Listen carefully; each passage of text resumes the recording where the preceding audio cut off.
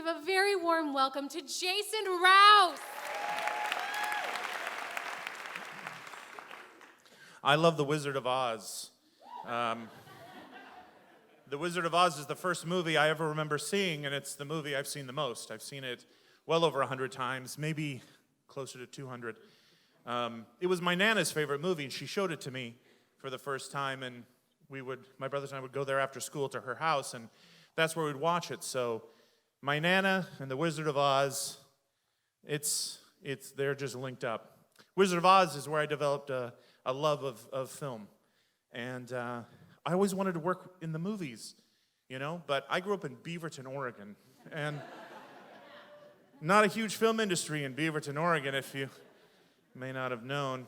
Closest we had was Blockbuster Video, and so that's where I pounced, and I got a job at Blockbuster Video, and didn't have the cachet of a movie madness or a trilogy, but let me tell you something.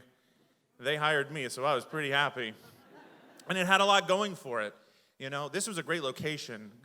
Beautiful glass walls on 3 sides and 15,000 titles. I got free rentals, of course. A deep discount on all Laserdisc purchases. Very important. Still is. Still is. I'm so sad. The uniform was spectacular. Khaki pants, blue Oxford button-down. Are you crazy? Get in my life, Blockbuster. I love it. Blockbuster was also great because you could work at Blockbuster for a couple years, realize, what am I doing working at Blockbuster? I'm going to get a better job, burn out at that job. You could always go back to Blockbuster. Blockbuster will always take you back. Blockbuster forgives you. So I will do that. I would do that over and over in the 1990s. 7, 10 times, and in the year of our Lord 2000, I was no longer working at the beautiful Beaverton location. No, ma'am, sir, I was out in hell. I was out 122nd in Division. It's where real life happens almost every day. And there's me, the assistant manager of that location. I know. Still single, by the way. And I was the main closer, so I'd close 5 nights a week, and you know what? I did love it. I had a little routine. We closed at midnight. At about 12:05, I'd say goodbye to the CSRs. I'd lock the door. I'd turn on Bruce Springsteen's video anthology. I'd turn it up. I'd turn the lights out, and I would crack a delicious, fresh, frothy, mocha-flavored Starbucks Frappuccino. Months before we started carrying them in the shop, and I just loved it. It was my routine. I'd close up. Now, twice a year at Blockbuster, you were required to do a store-wide inventory, and it's pretty straightforward. You scan everything with a barcode. It takes like 7 hours. It's terrible. So what you do if you're smart is that you start with the items that don't move, the piles of previously viewed cassettes. You'll scan them ahead of time, so it can cut your work by about a third. And so in the days leading up, I would stay late a few hours to scan the boxes, and I was aided in this one night by another assistant manager, a good friend of mine named Ashley. And Ashley was recently relocated from Salem, and so this was the big city. And she was just a fantastic work buddy. We got along really great. She was just terrific looking and had a great attitude, some freckles up here, big, like, curly brown hair, always positive, just thought I was funny. She didn't know anything about movies, which I found fascinating and completely, I was totally underwhelmed by, but it was great. And we would play a game where she would hold up a movie cover box, and I would tell her who the cinematographer was and who was the production designer, and maybe who were the editors. And I almost always got them right. And so that tonnage of useless knowledge really endeared me to Ashley. So one night, we're scanning, and she's holding up boxes, and I'm saying, David Watkin, and, all these things. And she holds up one for some B-movie bikini thing, and I said, I have no idea. I've never heard of it. And she said, well, do you think this woman is pretty? I'm like, sure. Do you think she looks like me? I guess. And she says, have you ever fooled around in a store?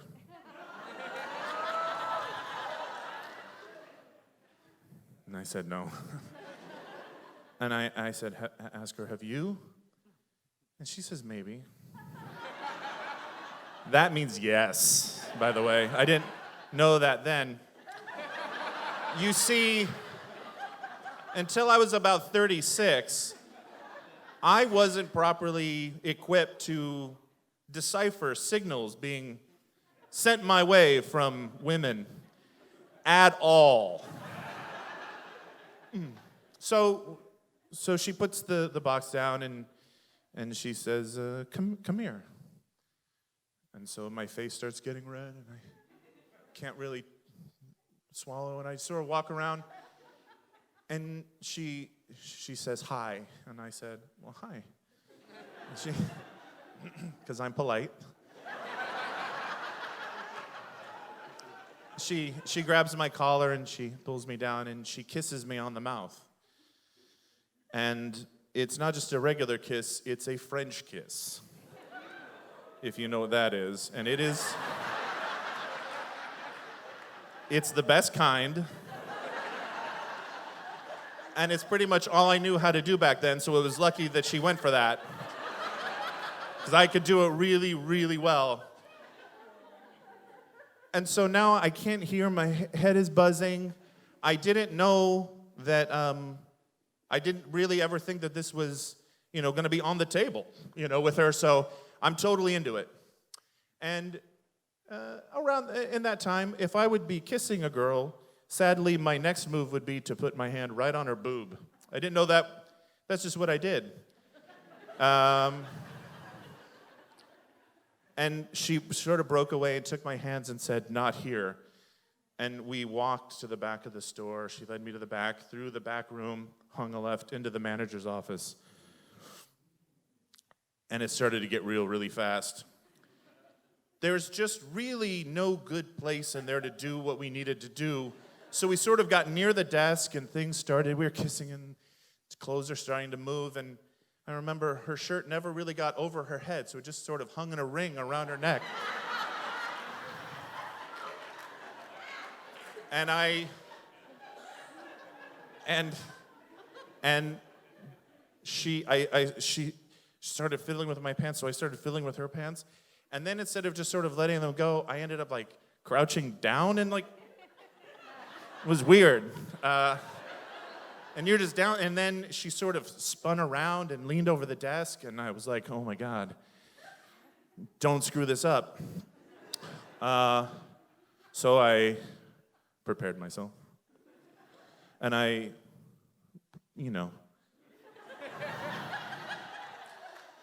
put it in there.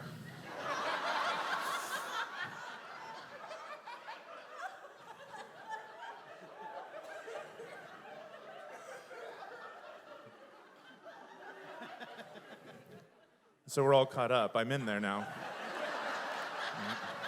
You know where we are?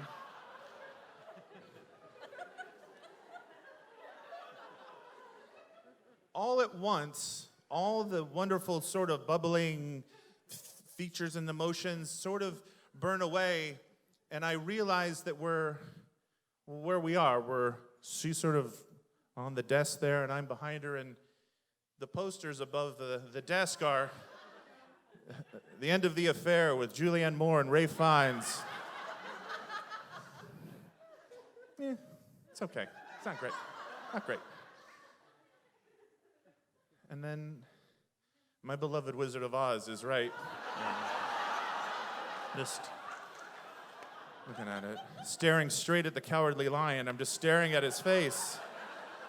Which is quickly, it brings you back to my Nana's den, and she'd bring me popcorn in a brown paper bag, and on like the mantle there's like Jesus and the Pope and a picture of me and my brothers, and like, say you're such good boys, be good boys, and and I'm staring at that, and then I realized that there's no sound where we are. There's no accompaniment of any kind.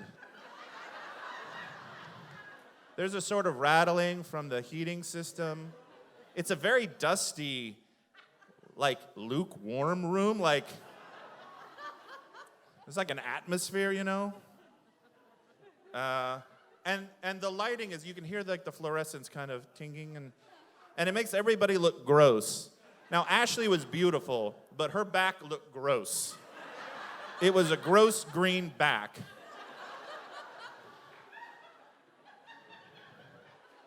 And neither of us were making pleasurable sex sounds. There was a faint sort of slapping of the, you know, and then I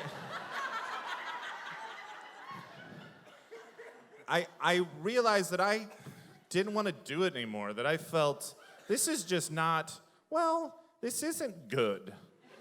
I don't think either one of us is having a good time.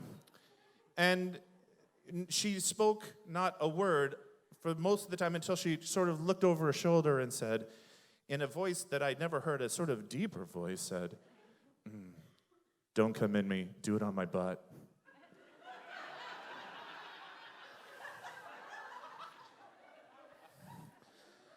I was a little taken aback. But I do as I'm told, and so when it came time for me to finish my part of the assignment, I completed where she asked, left side, right there.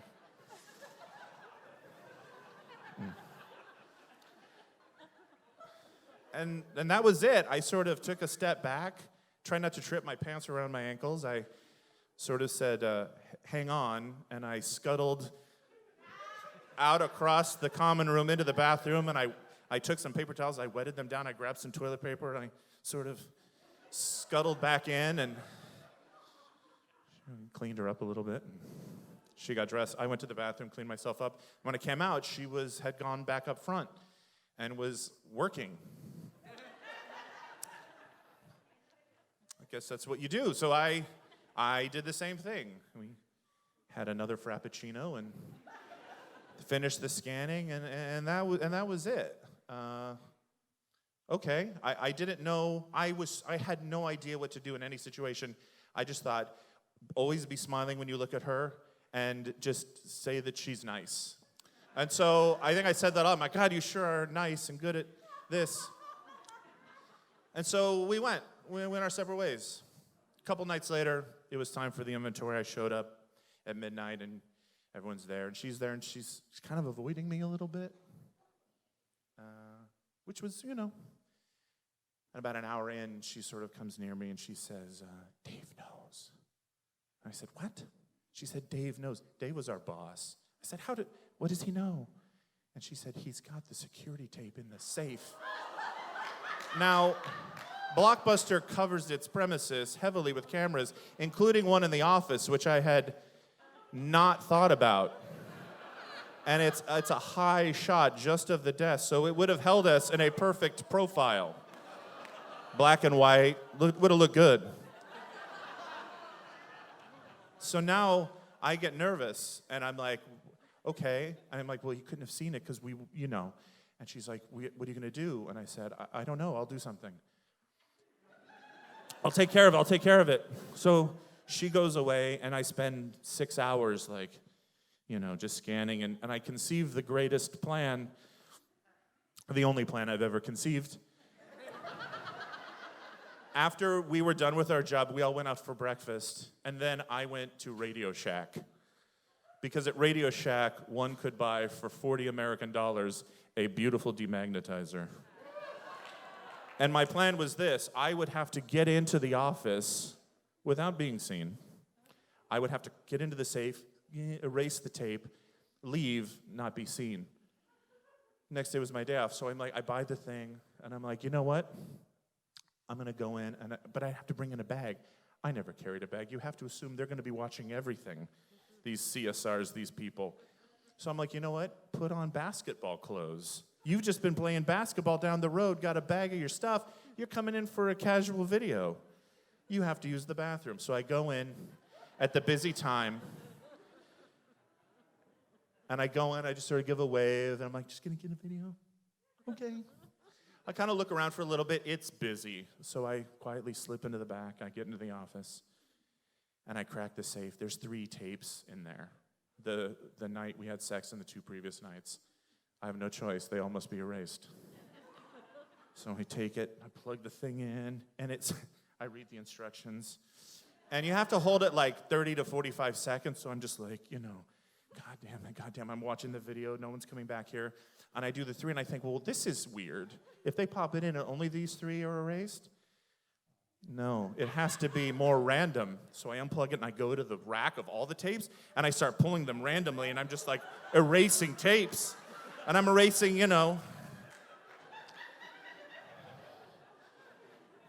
And this is working great.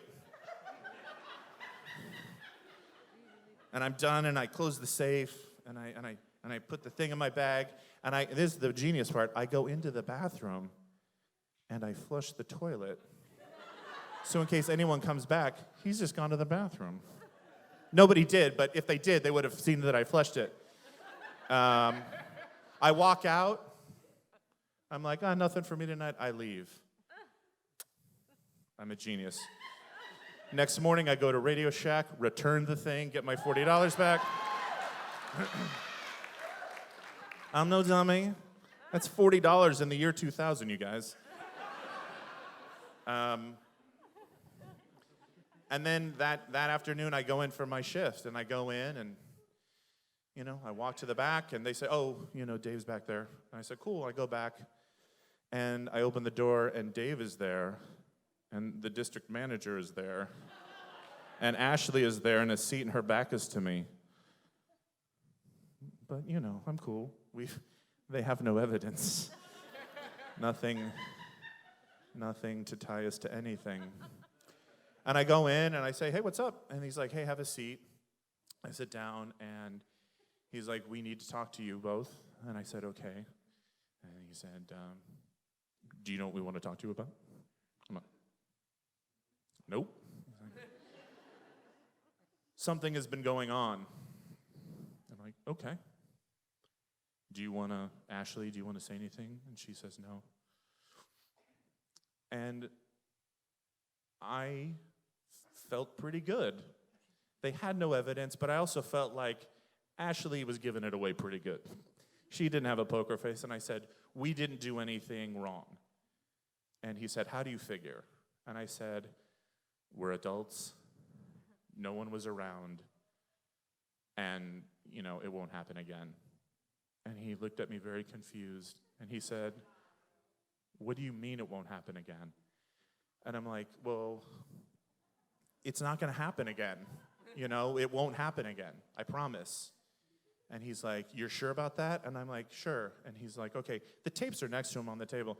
And he's like, so if we look at these, that's what you're going to find? And I said, okay, fine.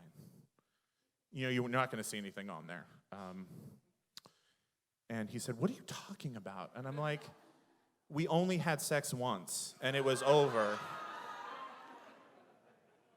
Turns out, everyone had been drinking the Frappuccinos, and they were just wondering who was stealing all the Frappuccinos.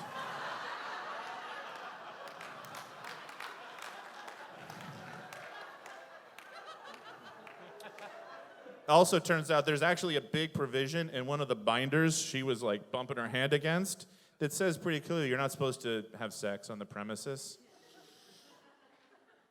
You're also not supposed to, erase the tapes with a demagnetizer. That's a pretty big offense, as it turns out. So there's some occasions you can leave Blockbuster and never be allowed to go back.